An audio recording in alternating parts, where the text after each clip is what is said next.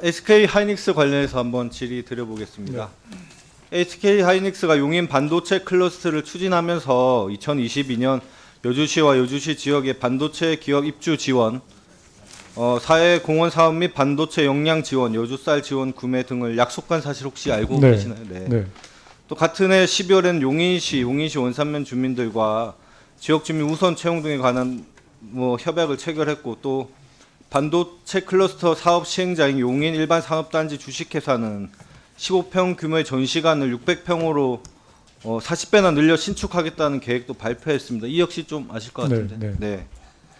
그리고 또 이뿐만 아니라 SK 하이닉스는 본사가 있는 이천 지역을 중심으로 2011년부터 많은 사회 공헌 활동을 하고 있고, 제가 확인해 보니 기부금을 322억 원이나 모았더라고요. 그 중에 이제 수혜자가 한 8만 7천 명에 달한다고 합니다. 저는 기업 ESG 경영 관점에서 이런 지역사회 공헌 활동이 바람직하고 또 적극적으로 권장해야 된다고 생각하는데, 장관님 혹시 의견은 어떠신지? 네, 물론 그렇습니다. 네, 그렇죠. 기업들이 이런 활동들이 촉진돼야 된다고 믿고 있습니다.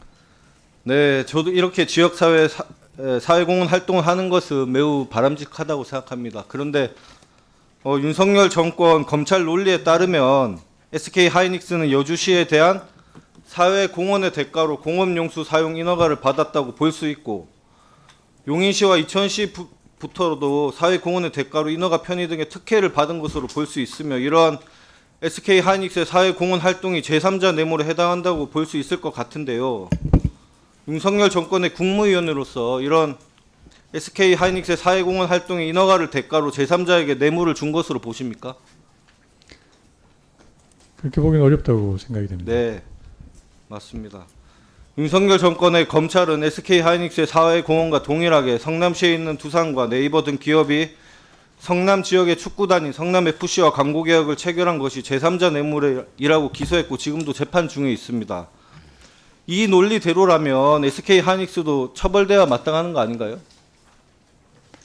그 사안에 그 특정적인 그 특수한 상황들이 좀 있을 수 있기 때문에 제가 여기서 그 뭐라고 설명을 드릴 수는 없지만, 네, 구체적으로 사안을 좀 비교해 보더라도 성남FC는 광고 계약으로 계약 관계가 있지만 SK 하이닉스는 아무런 대가 없는 무상 증여에 가까운 사회 공헌으로 더 뇌물성이 강해 보이는데 어떻게 생각하시나요?